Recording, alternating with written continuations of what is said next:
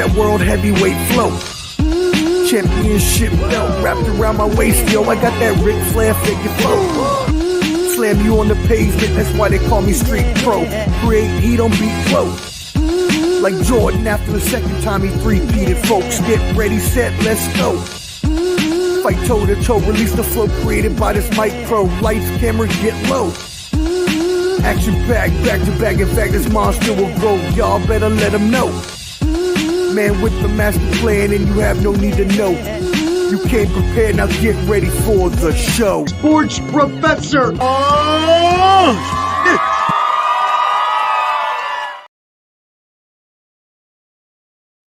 Yo, yo, yo, what up? What up? What up, friends? You know what it is. It is Monday evening. You know who it be? It's your boy, Omar, the sport. Damn, I got so many damn professors. I don't even know which one I'm on today. Look at me, but I'm on one, and you about to be on one with me. Omar, the Professor Fonseca, here with the professors Semanalmente. Yes, my weekly news, entertainment, sports headline show where I give you all of the most important news from the week. And it looks like, y'all, we are not live on X. X has been down all day. The people been hunting Elon Musk on the Twitter. They can't find him. X ain't been fixed. We ain't live on X. Things just ain't working on the X platform like they should. Maybe they need some Blue Chew. Shout out. Shameless plug for a sponsor. Anyways, we'll go ahead and not worry about that since we're not on Twitter, but we are on Facebook. We are on YouTube. We are on all of the channels. So make sure y'all tap in with us, whether you are on Ball and Buzz. If you're not subscribed, do as the kids say.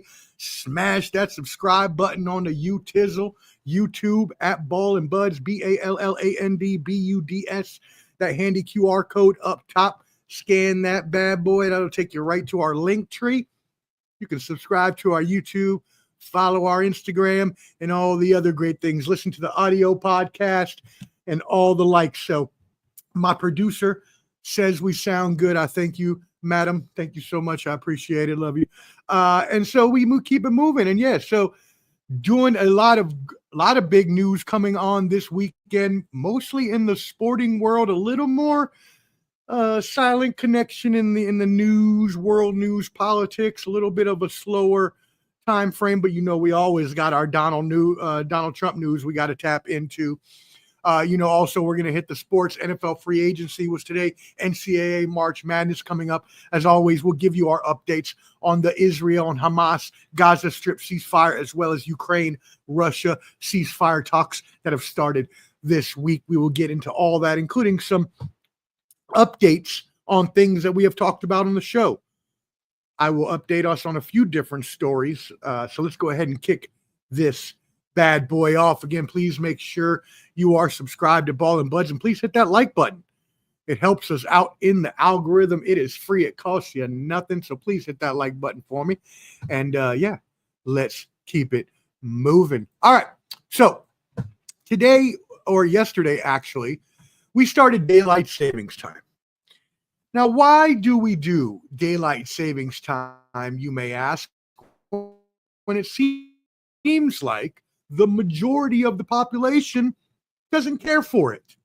As the professor, I am here to learn you these sort of things on this program. That's why you come to this program, for the knowledge that I provide you. So let me give you a little background history on what we're looking at when we're talking about daylight savings time and what it really means. So first of all, let's go ahead and get the myth out of the way. So what I used to know, what I've always known it as, is back in World War I, farmers needed, something more time they needed more time for labor workers in the factories because they had so much work to do for World War I. That's how I understood it, but mostly it was supposed to be for the farmers is how I understood it. So shout out to Matthew G. Brone from Hearth and Field. I read an excellent article. Now it's an opinion article by him, but we have a little bit of the same opinion, but he actually went out and did the research, so I didn't have to do that. So shout out to Matthew Giambrone, or might be Giambroni if he's Italian. So I apologize if I messed that up, sir.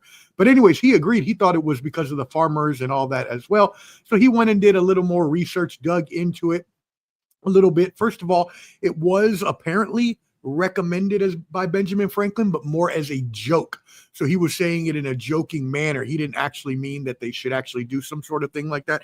But it had already been done in other places in the world, but it wasn't really grand scale until it was 1916, World War I, Germany.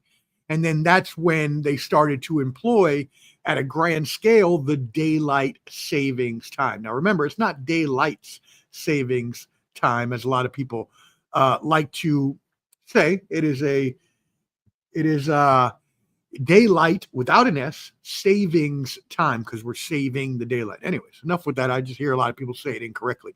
So the thing was, it was thought that they were enacting this for, again, more time for labor workers to be able to produce goods and services during the crisis period that was World War I. But we are so far past that time, a lot of people now are asking, to the point where it's gone to Congress and other places, been put up for resolutions and things of the sorts.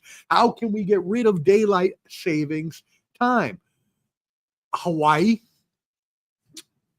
Arizona, my dear Puerto Rico, as you see on the hat, Guam, all the other United States territories down there in the Caribbean, none of them do it.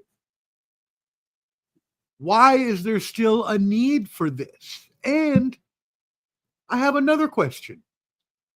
If we were going to have it, why wouldn't we have it the other way around? Summer in the Northern Hemisphere, as my friend Matthew Giambrone properly points out, is the longest time in the Northern Hemisphere during the summer, the longest days. So if you're going to do daylight savings time, why wouldn't you do it during the winter when the days are shorter? Because now you're confusing me. Now I went to the gym, I was ready, and then all of a sudden it's still daylight outside. I'm about to do my show. I don't want to do my show when it's daylight outside. I still think like I should be doing something else. Anyways, it's confusing for everybody. We need to get rid of it. There's really no need for it any longer. I think most people would agree. We either need to go to one or the other, whether you just get rid of it at all and we stay at the standard time that we are now, or I would even be okay if they just flipped it and went daylight saving time in the winter versus the summer. But what do I know? I'm just the professor. All right, that's a good introduction for us as we keep it moving here on this program. Again, thank y'all for tuning in. Make sure you subscribe to Ball and Buds, BALLANDBUDS. Make sure you hit that like button as well. All right, moving into sports, we had a big day in sports with NFL free agency abound. So a lot of maneuvering going on, a lot of contracts to be signed. I must say to be signed, because remember, during this time of NFL free agency, this is the legal tampering period, which means that they're allowed to discuss contracts with athletes, but won't officially sign on the dotted line until Wednesday, when it actually officially opens. So we'll see exactly who gets, but most of these are already set in stone, a word agreement sort of thing. So NFL free agency did start today. A lot of stuff happened. A lot of players signed in different places. So let's give you the rundown. I'm going to start actually from yesterday. When we first started out with this, it was because the Jacksonville Jaguars had actually traded wide receiver Christian Kirk to the Houston Texans, who, as we know, went ahead and, or not went ahead, but Tank Dell, that one of their receivers, their slot receiver, was injured last year. Prayers up for him.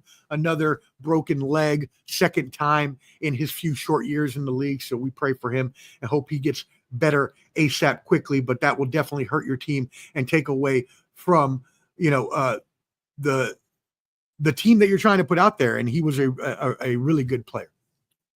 So, NFL free agency, a lot of big people we're looking at. Let's go ahead and run through these right now.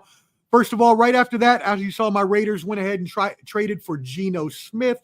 The Eagles re-signed one of their Super Bowl best players, not the MVP, that was Saquon Barkley, but Zach Bond, who was a free agent signing last year, who went ahead and had an interception in the Super Bowl to help them win. Then it continued. Money bags being dropped. Ronnie Stanley agrees to a contract with the Ravens. Then we have another big trade. DK Metcalf gets traded to the Steelers. The Seahawks are purging their whole roster. Are they going for a rebuild? We really don't know, because wait a second. Now today they signed Sam Darnold. So they upgraded, at least, I mean, they consider it to be an upgrade. If you look at the splits for Geno Smith, as I laid out all year long last year, he did not play well in outdoors, but played excellent indoors. Well, in Vegas at Allegiant Stadium, he will be indoors. He has been on the precipice of the top 10, right there in the top 15, and as an indoor quarterback is in the top 10. So I'm actually excited to see how he actually fits and plays with the Raiders. I still don't think we have much of a chance with Patrick Mahomes in the division, but I think that's also for pretty much everybody in the league. Now, as the Eagles shown, that can, that can obviously be beaten, but for the most part, it's something scary that we all have to put up with. So again, a lot more people signed. Myles Garrett then came through after Max Crosby signed with my Raiders to the biggest defensive end contract in history, $35.5 million a year. Then Myles Garrett, we thought he wanted to go to a winner. Apparently that was just a bargaining chip. He gets a $40 million contract a year to become the highest paid non-quarterback. He's worth it. He's the best defensive player in the league. And also shout out to Max for getting that contract. He's worth it because of how hard he plays and how much he cares. I, as a Raider fan, am happy he got it, but I don't know as a GM that I necessarily would have handed out that contract, not because he's not worth it, because he is, and just like Saquon Barkley was, but him and Saquon Barkley have a little bit of that shaky injury history, which you got to worry about a little bit. And while he plays all out, how long is that going to be? Well, for the contract that he signed, because that also leads hard playing to the chance of more injury. So you got to be careful with that. Then Bills Josh Allen. The Bills brought Josh Allen back, 6 years, $330 million. Wowzers. Most ever for a player, $330 million, or most ever for guaranteed, for a player. The 330 does not surpass Patrick Mahomes' $450 million contract from a few years ago, but that was over a 10-year period. This is a 6-year contract, comes out to $250 million guaranteed, which is $20 more million than what Deshaun Watson got last year when the Cleveland Browns gave him $230 million. Finally, Devontae Adams lands with the Rams on a 2-year, $46 million deal. This now opens up Cooper Kupp. Where is he going to go to? A bunch of dominoes had fallen, especially the quarterbacks now. All the quarterbacks other than Aaron Rodgers and Russell Wilson are off the board. Russell Wilson, it would make the most sense to me, although my sources told me today that they're hearing Aaron Rodgers to the Steelers talk. If I'm Mike Tomlin and we had a decent year with Russell Wilson, I think another year in the system with Russell Wilson would produce an even better year for the Steelers. And with another year of experience, bringing back him and George Pickens, if I am the Steelers, would re-sign Russell Wilson and run it back with him instead of trying to bring in Aaron Rodgers, who we know is already dealing with the coming back from the Achilles injury. He's older. I'm going to have to learn the system, although he should know every system in the NFL by now, but you get what I'm saying. I would actually re-sign Russell Wilson, which would leave Aaron Rodgers at that point to have two options open, either the New York Giants, which are an absolute booty juice dumpster fire of a franchise, and I can say that as a Raiders fan, or, now hear me out, Nashville, the Tennessee Titans. What about Aaron Rodgers to the Titans? Let Will Levis sit a year behind Aaron Rodgers, learn from him. The Titans don't have a bad team.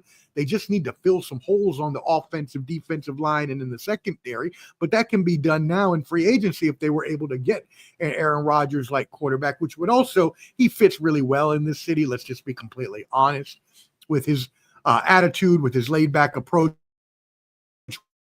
with the way the city is. I think they would actually embrace him. So I am calling it right now, Aaron Rodgers to the Tennessee Titans, which will allow the Tennessee Titans to not have to draft a quarterback, although they still probably should. But they can try to let Will Levis learn for a year, draft a quarterback later in the draft, and get Abdul Carter, who's the best defensive prospect in the league. Even though, yes, he has a foot injury that we know about that's going to hinder possibly his draft status, I still don't think it should, as he is a generational player. So, y'all, free agency has been hot and heavy. What are we looking forward to? Jamar Chase still needs to be signed. Cowboys' Micah Parsons, the original generation player before Myles Garrett, now before Abdul Carter, came after Lawrence Taylor. I mean, we're going to see those contracts only go up. And, hey, Bengals, hey, Jerry Jones, as we've told you many times on this show, Bengals just want to follow in the footsteps of Jerry Jones. Jerry Jones always waiting until the last minute because apparently he has money growing off of his yacht, the trees on his yacht. So if that's the case, then, oh, well, I guess he can wait as long as he wants. But then he's having to restructure Dak and CD's contract a couple days ago. So, it's just a bunch of bluster, just like a lot of people with a lot of money and in powerful positions like to bluster, right? Give you a little bit of hyping your head up, blowing your ego up, even though they ain't doing a damn thing. We know about that. Anyways, let's keep it moving. Allen's $55 million annual average value is tied for second with Trevor Lawrence, Joe Burrow, and Jordan Love. We'll see what happens. Speaking of what the Bengals did, they didn't sign Jamar Chase on time. They didn't sign T. Higgins on time. They didn't sign Trey Hendrickson on time. All of these things cost them about $17 million in cap space per season for no reason whatsoever. Shout out to The Athletic, which provided this. They could have signed Chase for $35 million last offseason, Higgins for $23 million in 2023, and Hendrickson for $25 million in 2023. They chose not to. They chose to wait, and now they are costing themselves a whole lot more money. Moving on. NCAA March Madness is upon us. Yes, one of the best sporting times of the year, and they've already had a bunch of women's conference championship games this past weekend.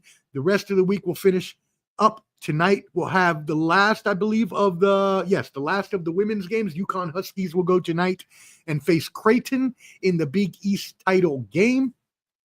Other than that, let me give you the 9 women's teams that have automatically qualified due to winning their conference championship. In the Atlantic 10, you got, shout out, GMU, George Mason. Yeah. Shout out the Patriots. That's where I grew up, about 15 minutes from my old house when I grew up as a kid. So shout out to George Mason. ACC, the Duke Blue Devils. From the Big 12, the Texas Christian University Horned Frogs, my favorite mascot in the damn country. In the Big South, the High Point. High Point doing it again. Yes.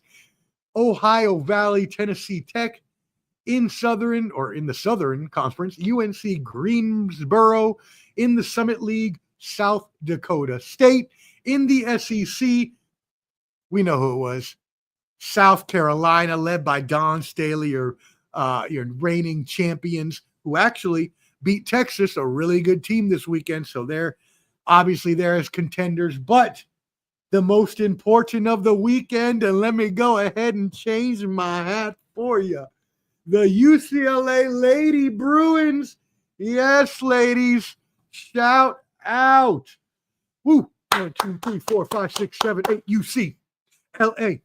UCLA. Fight, fight, fight. Yes, 8 clap, baby. Let's go. The Bruins did it. The Lady Bruins beat FUSC Trojan Condoms to get the Big Ten Conference Championship. Salute Lauren Betts, the most masterful defensive game changer. She's just the all-around prototype big you want.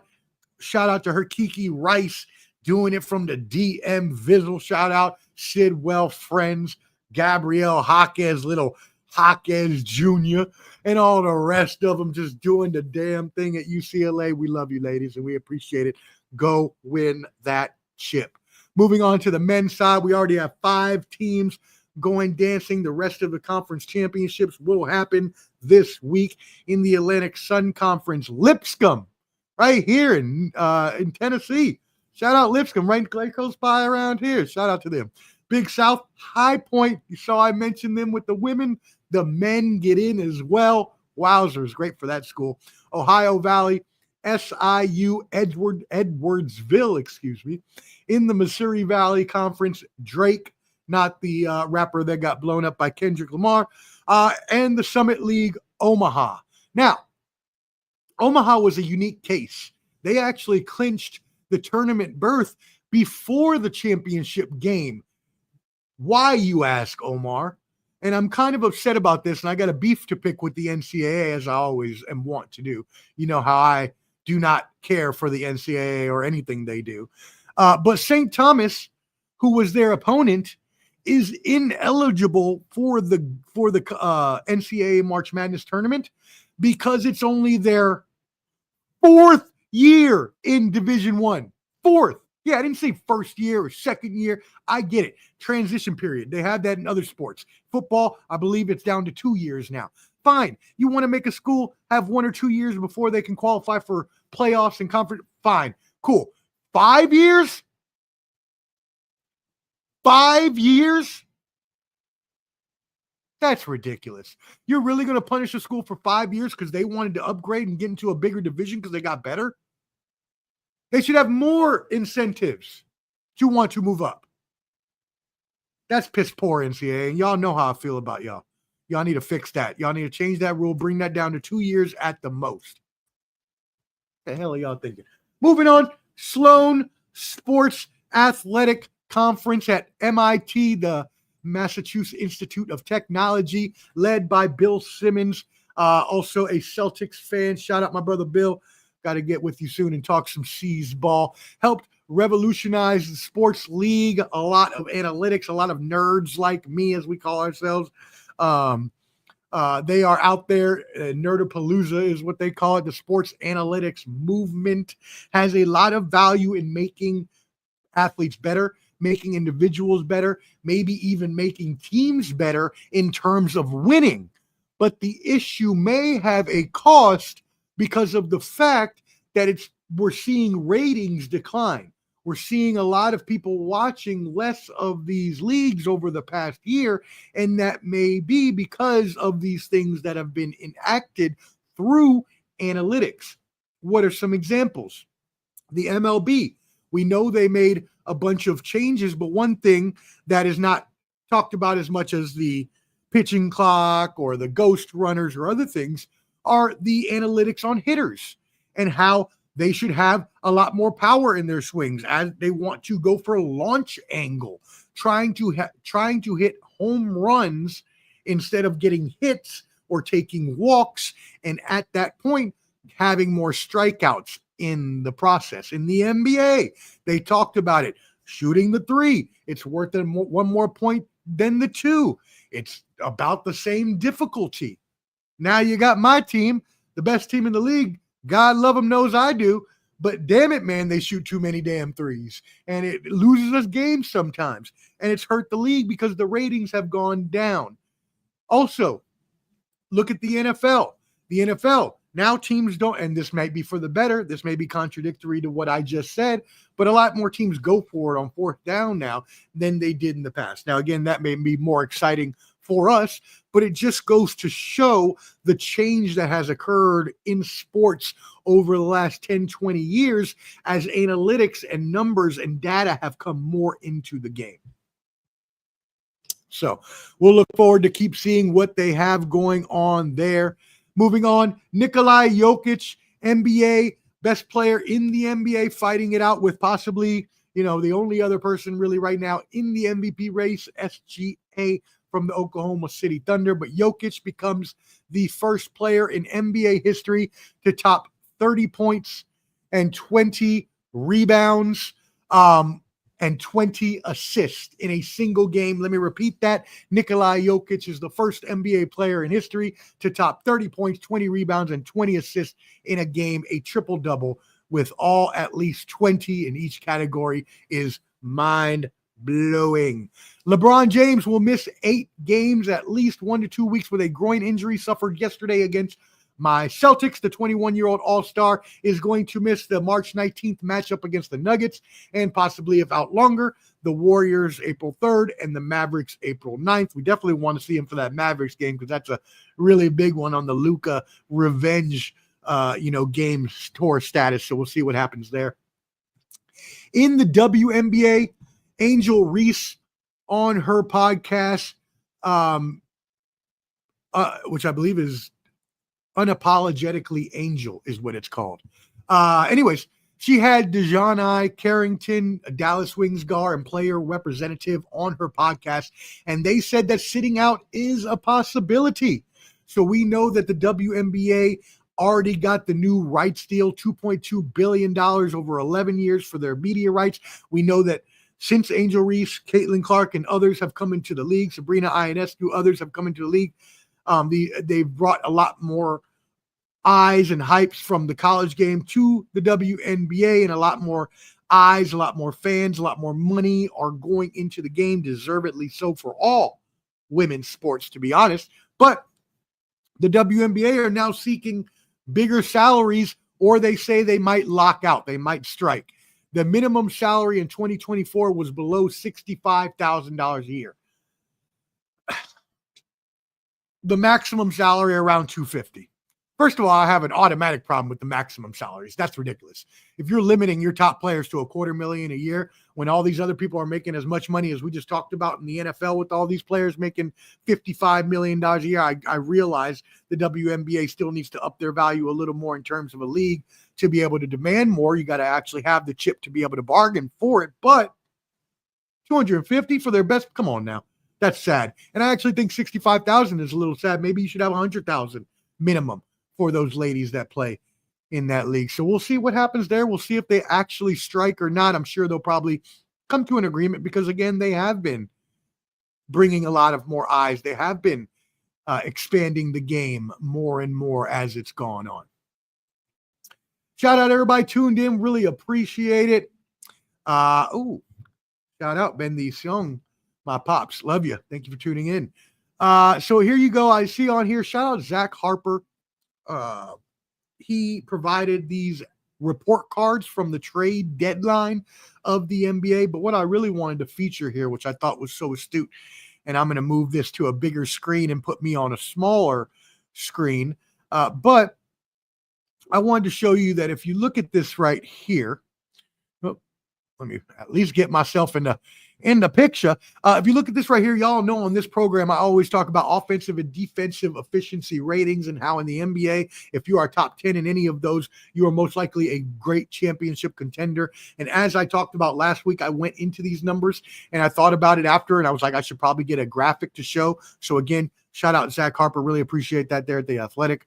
But anyways, they show you that here Cleveland and Boston in the East are both top 10 offensive and defensive efficiency rating. And then when you look at the West, you have OKC. And as well, you also have no one else. Wow. What's going on there, you ask? I've talked about how good the West is. Well, that's also the issue. The West is so good, it dilutes itself because they beat up on each other so much that OKC is the only team with a top 10 defensive and offensive efficiency rating, and even better, top 5 in both, which makes them an ultimate championship contender. Right now, I have Boston versus OKC in my championship finals, but my NBA championship, but I would like to see us play Denver. I think it'll be a better series, but I wouldn't mind seeing OKC either. All right, moving on to the entertainment world. Very sad story. We first brought this story up to you Last week, Oscar winner Gene Hackman, 95 years old, his wife, classical pianist Betsy Arakawa, 64 years old, found deceased in their New Mexico home. May they rest in power. New details emerged over the weekend. Turns out Arakawa actually died of hantavirus pulmonary syndrome, which is a rare respiratory illness with flu-like symptoms contracted through exposure to rodent waste. So, but it doesn't only have to be like rodent waste specifically, like mice and stuff. It could just also be if an infected rodent or mice was in like a house and they were breathing and defecating and doing all that. It could just be the fumes from it as well that can infect a human.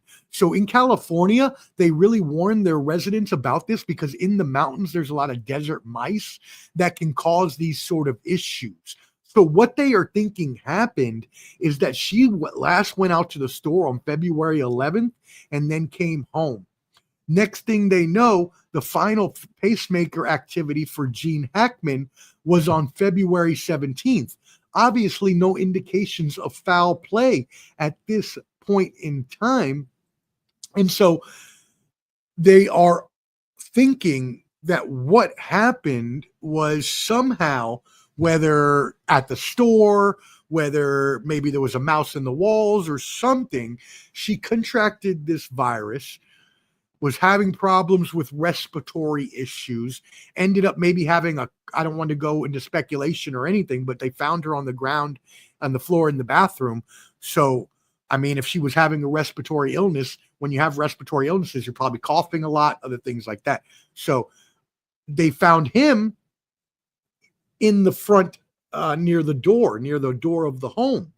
But they also say that Alzheimer's disease as well as heart disease contributed to his death. So at 95 years old, he probably already had a lot of these issues, but he also had Alzheimer's disease, which we hope, right? Anybody with a heart hopes, as we pray for them and their family, that he didn't suffer during this time, that maybe because he had Alzheimer, maybe and hopefully he didn't even know that his wife had passed.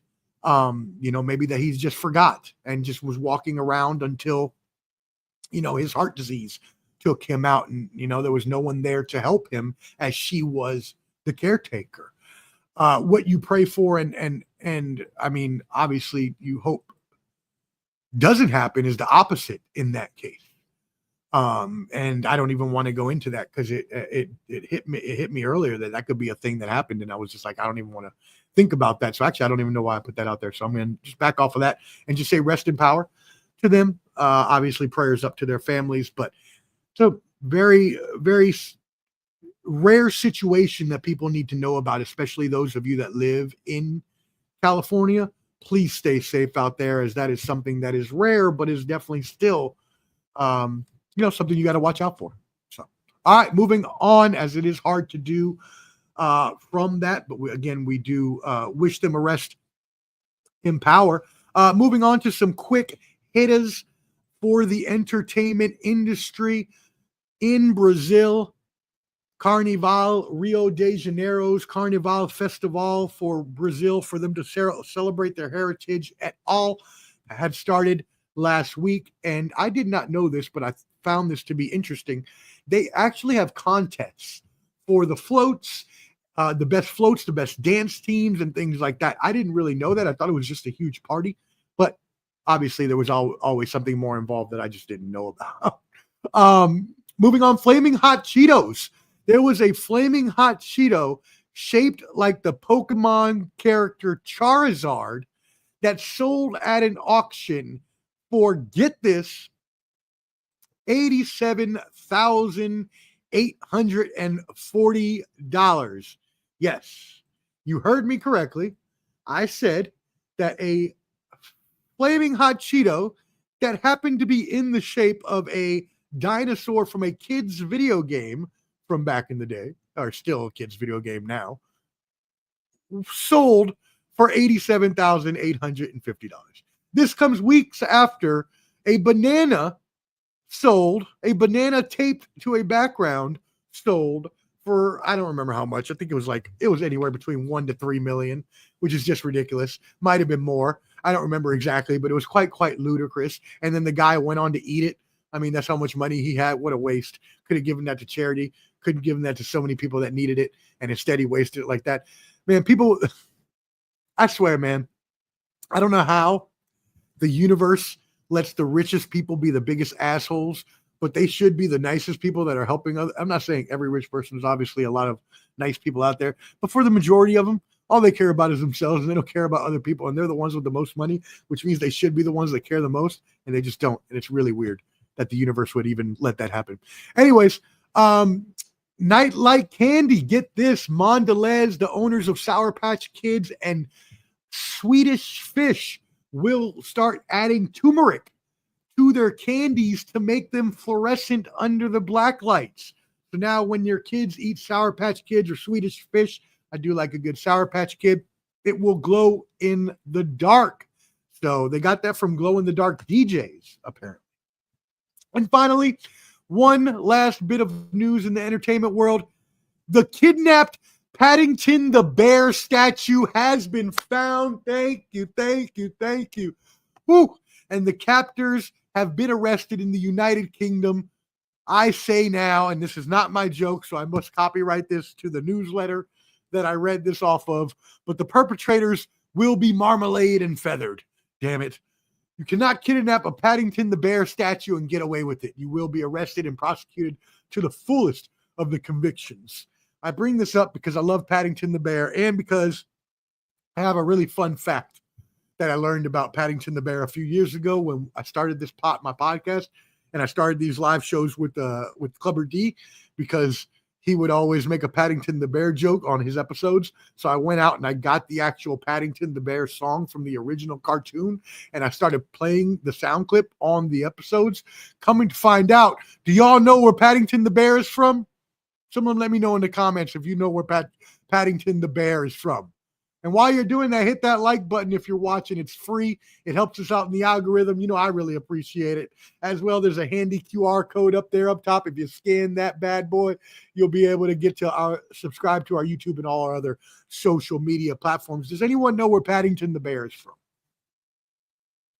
All right, I will tell you anyways. Most people will assume that he's from the United Kingdom, right? Because that's where the show originates from. That's where you see him from. It's always raining in London where he lives. But no. Paddington is not from the UK. And if it wasn't for me being worried about copyrights, because I don't know what is copyright and what's not, but you don't want to infringe. Obviously, I'm not trying to get in trouble. I wanted to go get the Paddington original song, but I decided against it because, again, I don't know if that's copyright or not. And I don't think you can get in trouble for a little verse, so I'm going to sing it. Paddington, Paddington, Paddington Bear, he came from Peru to be with me and you. Paddington, Paddington Bear. Yeah. So it's not the full song. Hopefully I don't get in trouble for that. But it is hilarious, and I'm just trying to promote them, so I hope they like that. Paddington is originally from Peru. That's what you come to learn, these fun facts on the professor's Semanalmente. The Peruvian Paddington. That should be my nickname. That's a very good nickname. That's an excellent nickname, actually. I should find somebody named Patty or Paddington. It is halftime of the Celtics game. What's the updates, Pop? Hit me with a score update, please.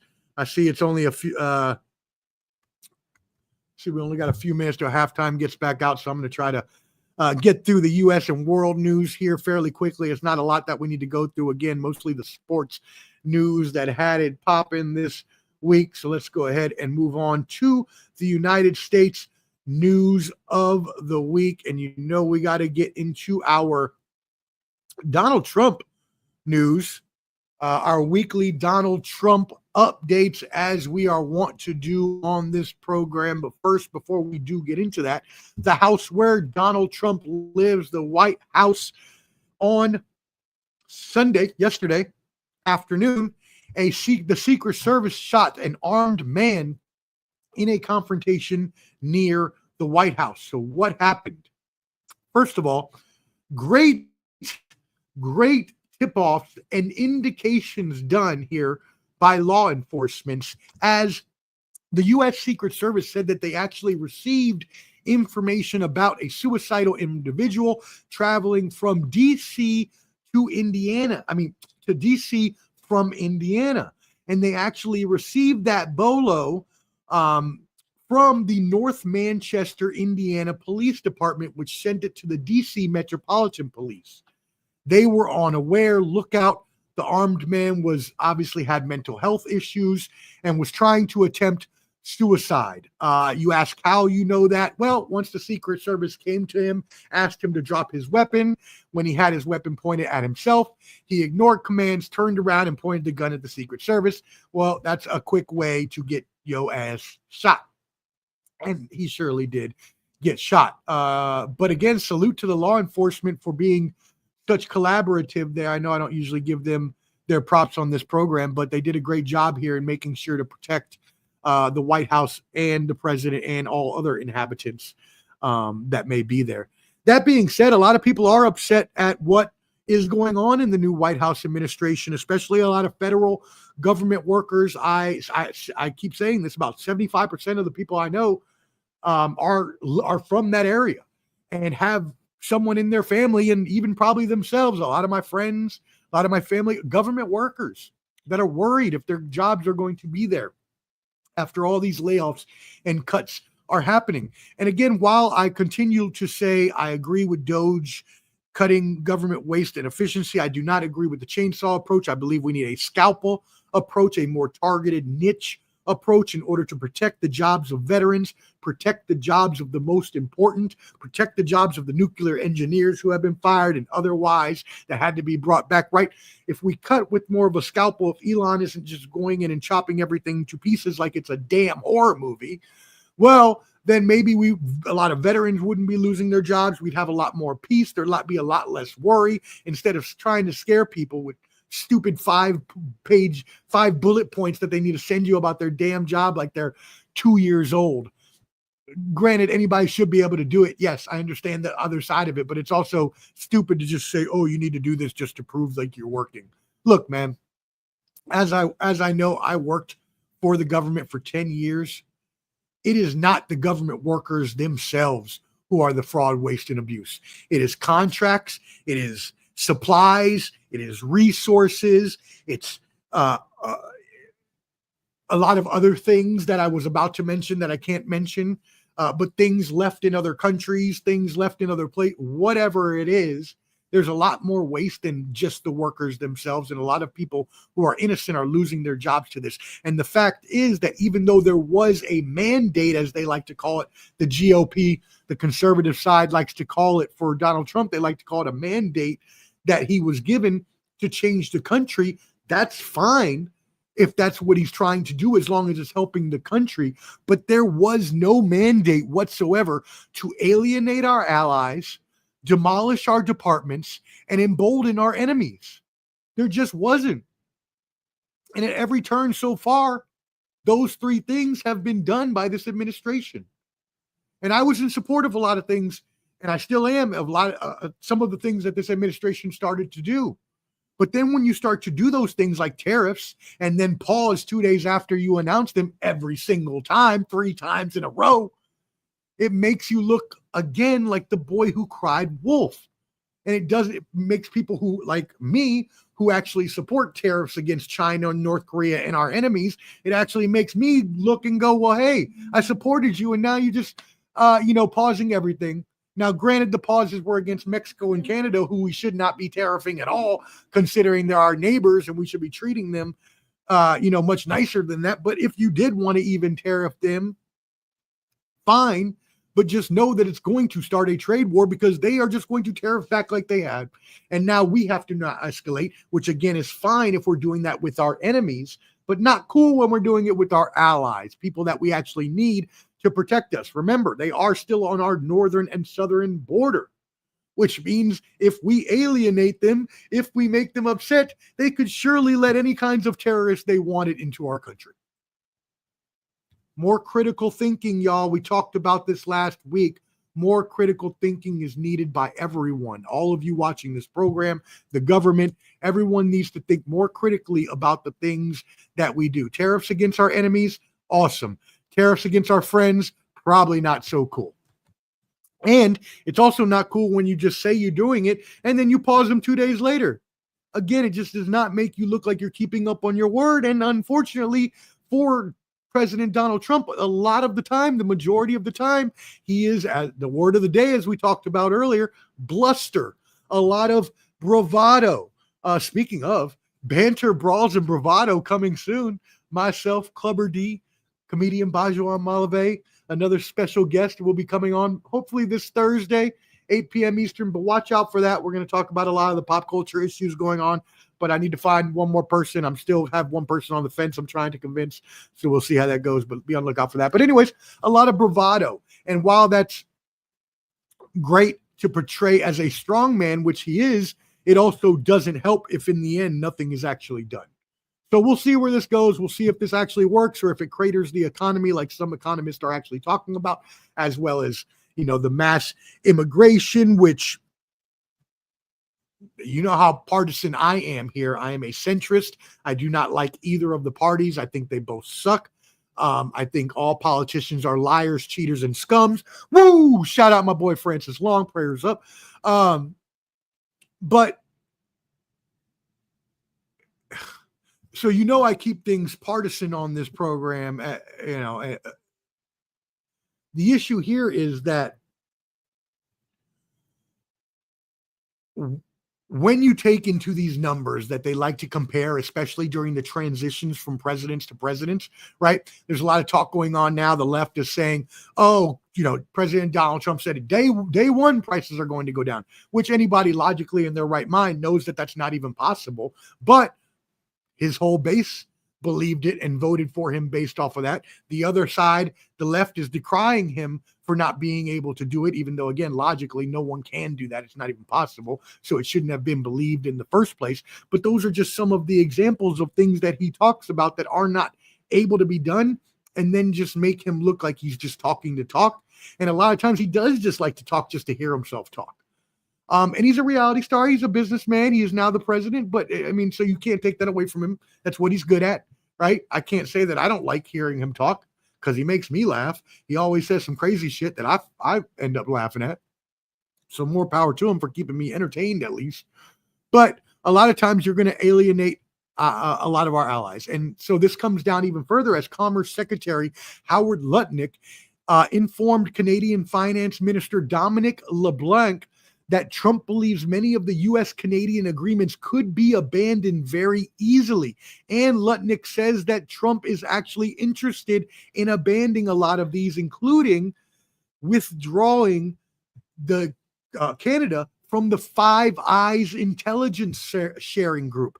Now, I can't get any further into that, but just know the unclassified information on that is that the United States and 4 of their allies contribute to sharing intelligence information around the world. He's looking to dismantle that and possibly even dismantle the Great Lakes water agreements and re-examine the 1908 not the 1908 redrawing of the Canadian and U.S. border that cuts through Canada and parts of Minnesota, and also re-examining military cooperation between the North American Aerospace Defense Command. I can truly say, again, as a person who has worked in the government, as a person who has worked with a lot of Canadian allies in the government, they do a tremendous job and support us hands down, wholeheartedly. And to do something like disband them from the intelligence agency or take any other of these acts is just making it worse for us. Shout out, Pops. Amen. Thank you. Yes, the spending spree at the end of the year. They always do it. And then they always, boy who cried wolf, oh, the government is going to shut down. The government is going to shut down. They make everybody worry. And then all of a sudden they push it back.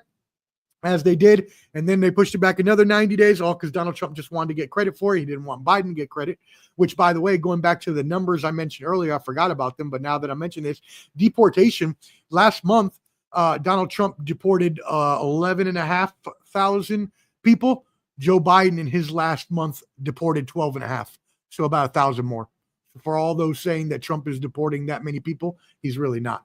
Now, there's not a lot of people crossing the border, which is a really good thing, down to its lowest levels. But if you were hoping that he was, which some of you were, not me, but if you were hoping that he was going to mass deport immigrants, he has not done so far.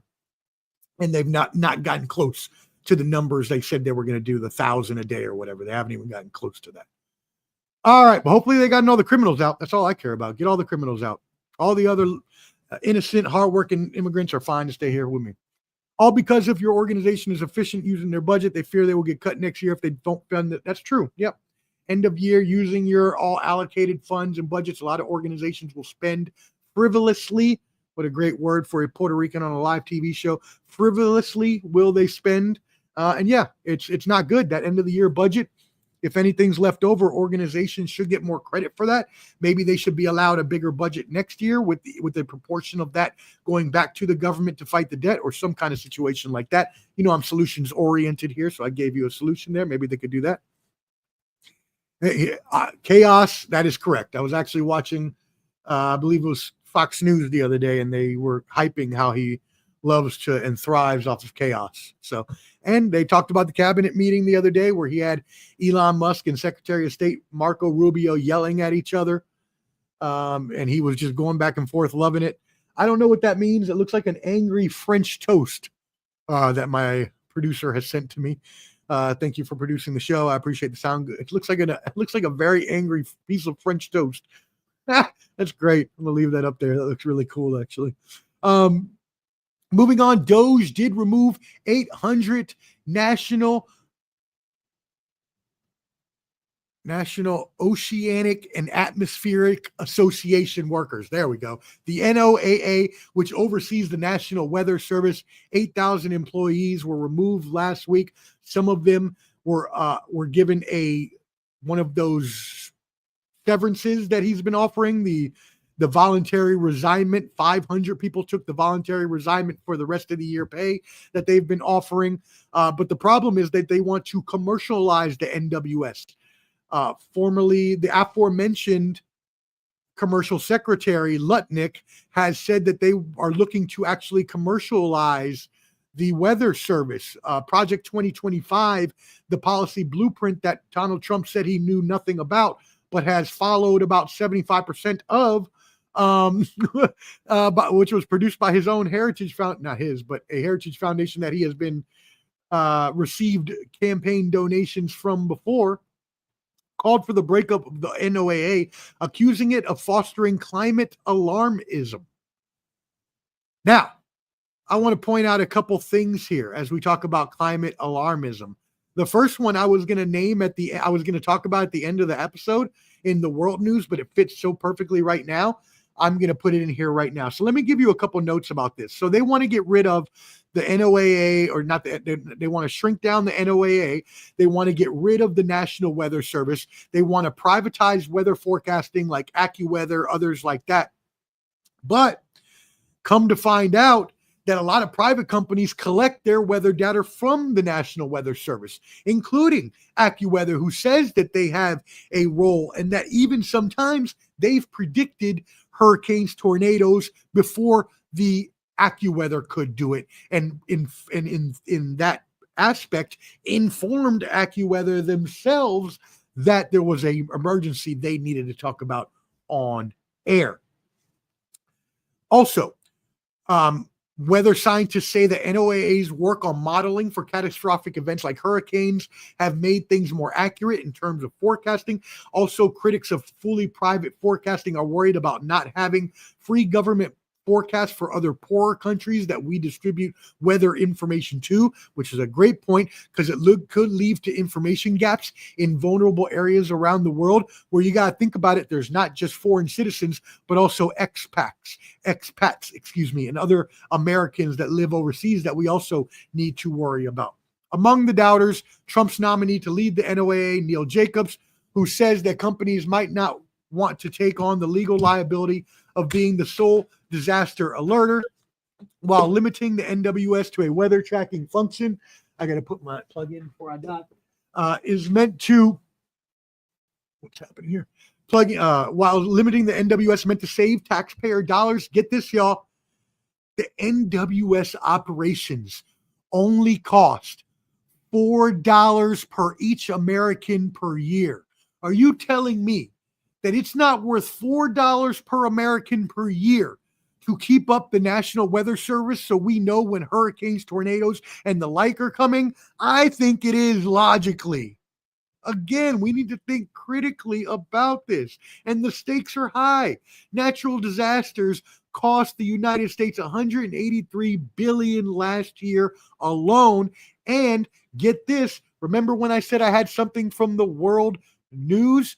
According to data from the NCAA, extreme weather events are becoming more frequent due to climate change. And for all those people that want to come on here and say climate change doesn't exist, as some of you have before, don't come to me with that BS. Climate change does exist. Again, I am not a fanatic. I ain't out here to tell you to change your ways, to recycle, whatever. I don't care. Keep living your life however you want. It's not going to bother us in our lifetime, but generations to come, it could very well affect. And the issue is that when we don't have the NWS, the NOAA, we are not able to better forecast and avoid the worst of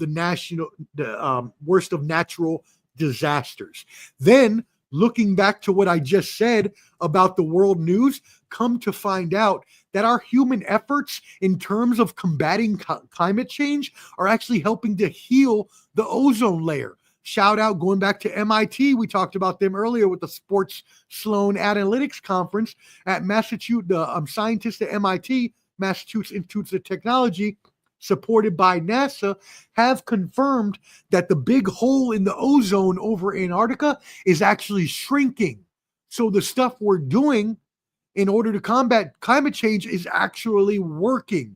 They said they've looked at the past 15 years of records, and they are saying that they are 95% certain the Earth's shield is growing back and healing back thanks to the worldwide reductions in emissions of chlorofluorocarbons, or CFCs, which are substances that damage the ozone layer.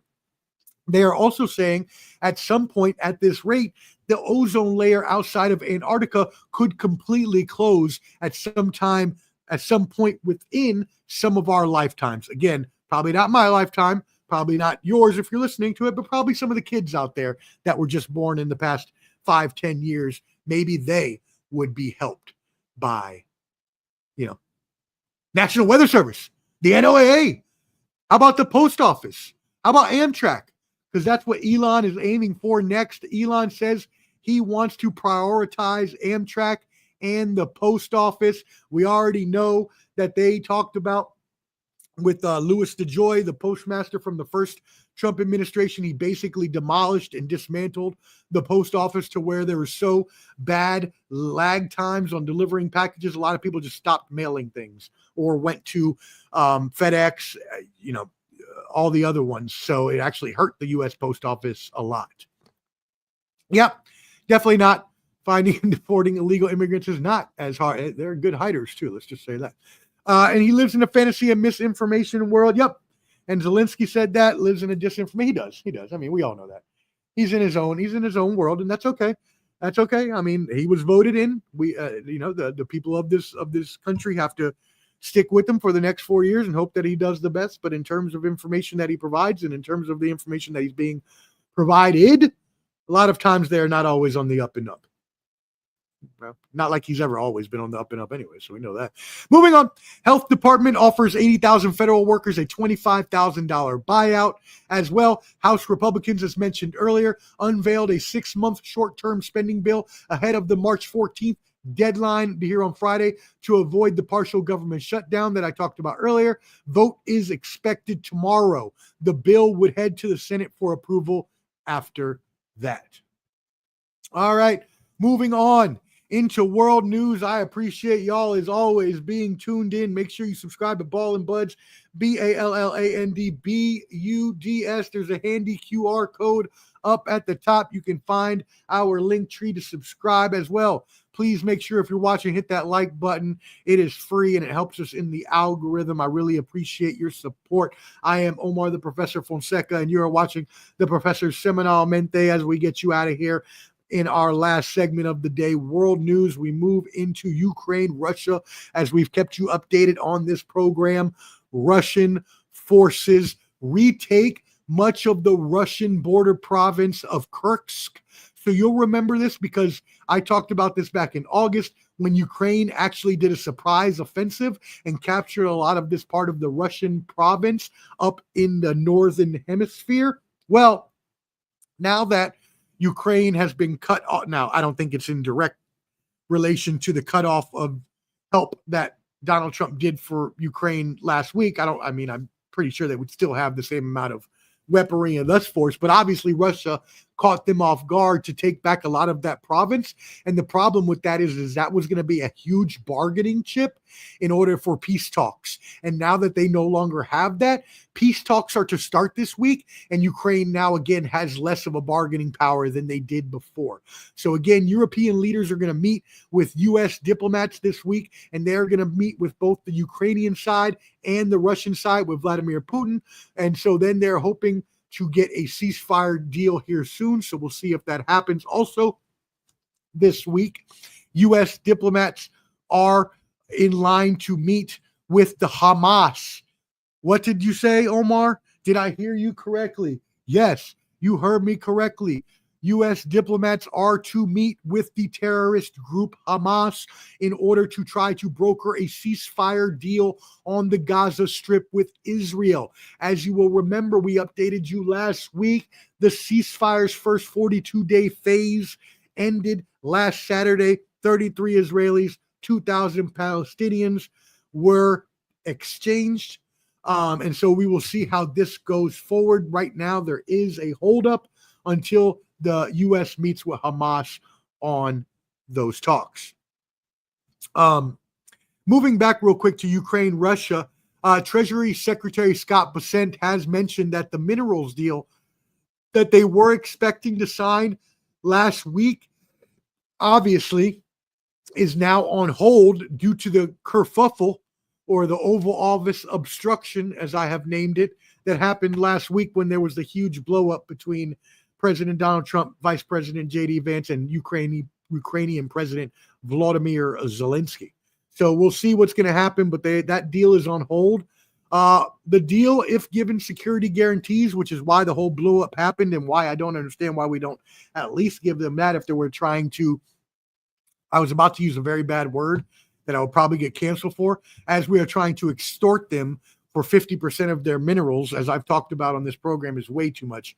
25% is a logical demand for us for repayment of what we gave them for the war, which they do need to repay some of it. But to ask for 50%, that would completely destroy the country as a whole and their economy, and that's just not right. But we do need to get something because we're completely dependent on China for our minerals. As China controls roughly 75% of the global supply of minerals, and we need to stop depending on them. So we do need this mineral deal in the United States as well, but we have to give them security guarantees or it makes no sense for them to sign that deal. So we'll keep you updated there. In Syria, so moving on, we talked about the Israeli-Hamas war there in the Gaza Strip. Well, now we are having even another war in Syria. You'll remember a couple years ago, last year in particular, I did a story where we talked about the Syrian president Bashar al-Assad, who escaped Syrian rebels and fled to Moscow, where he still remains under the protection of Russian President Vladimir Putin. Well, there were 1,000. The death toll in violent clashes in Syria rose to more than 1,000 over the weekend. What is happening?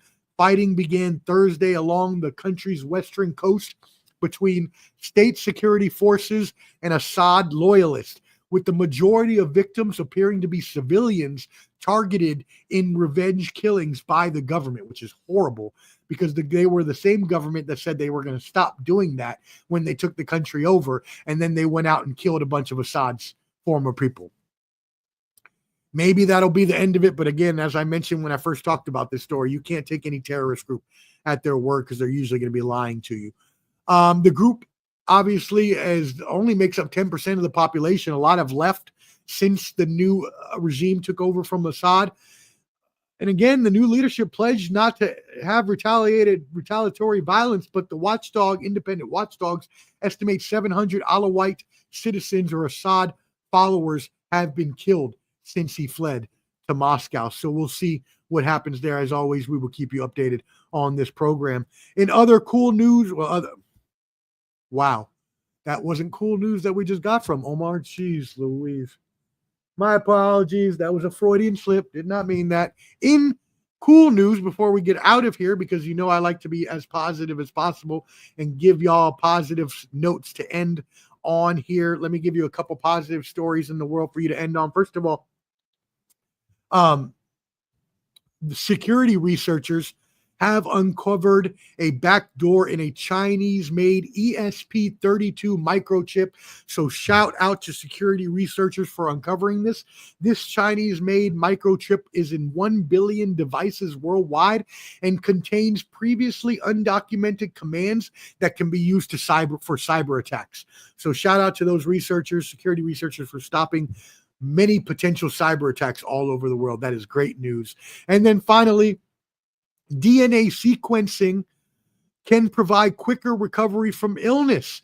So doctors in the United Kingdom have successfully trialed a system that reads a bacterial infection's genetic code and identifies the best antibiotic to provide for that infection within 48 hours, according to The Guardian. That is awesome. Nowadays, hospital labs can take up to 7 days to figure out bacterial infections. Some can take up to weeks. This new DNA sequencing will allow them to figure out the best antibiotic within 48 hours. That is awesome. And that's why we love science and the progress of medical technology and things in this world. And for doctors to start prescribing more broad spectrum antibiotics that will be able to cure diseases. But we also need to realize that as that happens, these bacteria, these viruses, they become resistant to these sort of things. So even if we're making antibiotics, which may be winning now, the bacteria, the illness usually fights back and finds a way around it, as you saw with COVID and the many shots and all that. So we're going to keep having to come up with more treatment in the future to continue beating these potential superbugs that could infect our whole world and could take out a lot of our, human population around the world. So anyways, we'll keep you updated on all of those stories and all the rest of the story as we always do here on The Professor's Semanalmente. Yes, indeed. Thank you for tuning in. I appreciate that. I am Omar, the Professor Fonseca. Make sure you subscribe on YouTube. Smash that subscribe button. Use the QR code up top, or just go to YouTube and type in BALLANDBUDS, where you can subscribe to our YouTube. I appreciate it. Hit that like button, even if you're watching on the recording. Really helps us out. We're up to 155 subscribers now, so we're really kind of boosting up, getting a bunch of subscribers on these live streams the past few episodes. So hopefully that continues with your support. Please share this like this so all your friends will see it as well. And until next time, thank you, my producer. Great job. I appreciate that. Thank you for doing a great job as my producer. And no, not ever. And on that note, make sure again that you subscribe to Ball and Buds, BALLANDBUDS. Go out there, blessings, be kind to each other, take care of each other. Do what's right for your fellow human being, and spread love the Omar way. Holla. 5,000. He's with the millions. It's that world heavyweight flow. Championship belt wrapped around my waist, yo. I got that Ric Flair figure flow. Slam you on the pavement, that's why they call me Street Pro. Create heat on beat close. Like Jordan after the second time he three-peated, folks. Get ready, set, let's go. Fight toe to toe, release the flow created by this mic pro. Lights, camera, get low. Action packed, back to back, in fact this monster will grow. Y'all better let him know. Man with the master plan and you have no need to know. You came prepared, now get ready for the show. Sports